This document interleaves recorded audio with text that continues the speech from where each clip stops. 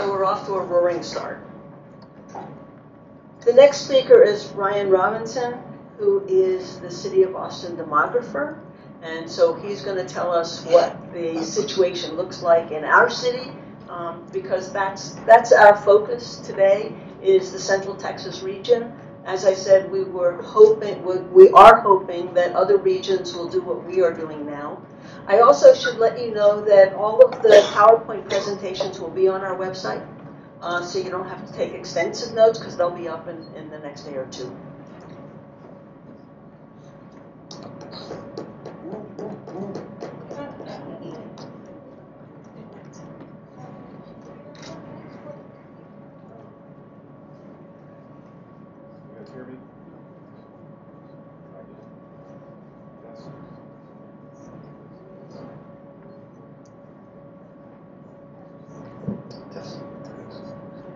Thank you very much.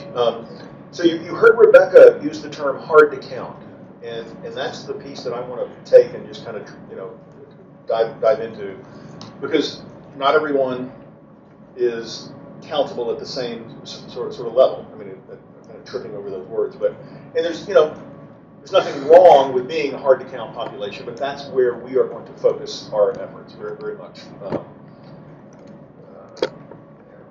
Thank you very much. So, Austin area populations at risk for an undercount. Another term you'll hear the Bureau will use, a slightly nerdier term, difficult to enumerate. That's probably my personal favorite, but we'll stick with hard to count. Young children, right? And there's covariation between these groups, and you'll see them kind of repeated. But this one's kind of a known group of undercount, and especially, unfortunately, babies, right? Maybe because they think, well, age zero, I don't know what to do with that. But the children are, especially, and that's a fabulous story, Rebecca. I mean, it really, it is, and that's what we're talking about, right? This is about funding. It's about resources that are needed and deserved, and that's what it comes back down to. Higher education, some 135,000 people are involved in higher ed. Rebecca mentioned that we missed some people. And again, when we say missed, what we want to do is maximize the initial response, whether it be mailback or this time internet or phone. Because if we can do that, that really significantly reduces any kind of margin for undercount. Undercount occurs when the knock on the door comes. That's where undercount lives. It lives at the household level. And so anything and everything we can do to prevent that event where you do the follow-up, so higher ed. It was actually, at the time, Constable Elfand, who's now tax assessor collector, he coined the term, we thought, count yourself where you put your head on your pillow. And so I like that we're going to have some consistency with that. So this is really just sort of a pure, I think, communication issue. And it's so critical that we get folks at our universities and our colleges. And then group quarters, just for a quick cover, Census Bureau will say you either live in a household or a group quarter situation or out on the street, those three. And so much of the group quarters counting is from higher education. And I'll leave that by saying that's all about logistics and organization, and that's something that we can deal with. The homeless. This is a tough one. By definition, hard to find and hard to count. I'll be honest, we bumped heads with the Census Bureau in 2010. We wanted to come up with some more creative ways to count this group, this population. I think Dee suggested a concert by Willie, and we would bring the population in.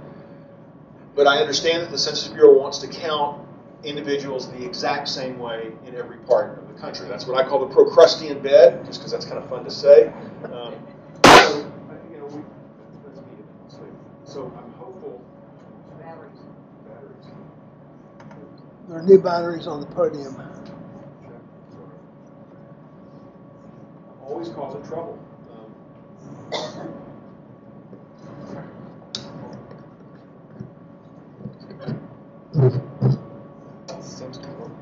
Test.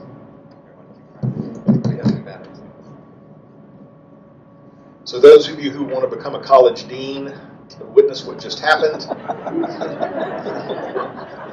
You have to do absolutely everything. So thank you very much. Non-English speaking, obviously. Residents who may be somewhat linguistically isolated, that's a term speaking, and I'm not just these three, but Chinese, Vietnamese, and Spanish. This certainly is going to be one of the biggest groups to reach and communicate with. And not just because of that linguistic isolation. We've got an expert who's going to talk more about the addition of the 11th question, but this is where it's going to come into play, and especially on our final group here, immigrants, including the undocumented. An important point that I think that as a demographer I'm learning, and I had a conversation with a friend of mine, Gavino Fernandez, a couple of weeks ago, and he emphasized the fact that many Latino families are mixed.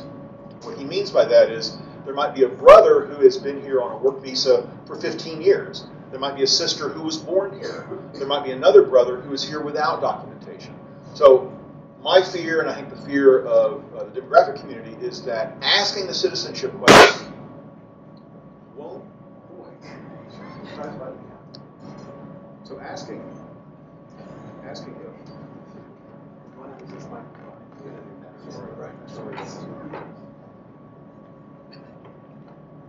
I'll take a slide again. Sorry about that. It's a dark cloud that follows me everywhere I go. So you see my point that, right, it's not just the folks that are here without documentation, but it's the entire family that we are worried because of the citizenship question. I'm getting ahead of myself, right? But it's all about what's the tone, what is the environment like. I think a point that I want to make is that even without the addition of the citizenship question, these are difficult, hard to count communities. And one thing that we did in 2010, it wasn't really ever official, but we had sort of a détente declared for about a 3-month period. And even our local constables, they basically, we had immigration services and law enforcement. Again, they couldn't officially say this, but they sort of tacitly said, okay, we're going to kind of hit the brakes for about 3 months and kind of chill, and let the Bureau go out and count as many people as they can. So think about the macro difference between that environment where you have federal agencies kind of going, hey, let's cooperate because this is really important, to what could potentially we could be facing. And again, it's an unknown. And as a data scientist, it's all about the unknown part. Thank you very much. I'm going to stay perfectly motionless. And again, because this is a question to me, I got a chance to go to a conference this summer. Esri is the people who make the GIS software, and had a chance to talk to 2 high-ranking Census Bureau data scientists. And I said, what is your opinion of what's going to happen to the 11th question? And they freaked out, right? Someone had gotten to them. Someone had said, don't talk about it, don't mention it. And so for a data scientist, right, because they're scientists, right? I mean, they're probably the most objective people on the planet.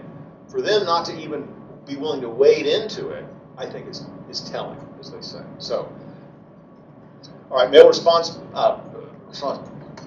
rates, you can see that there. There's Travis County. That's a listing of urban counties.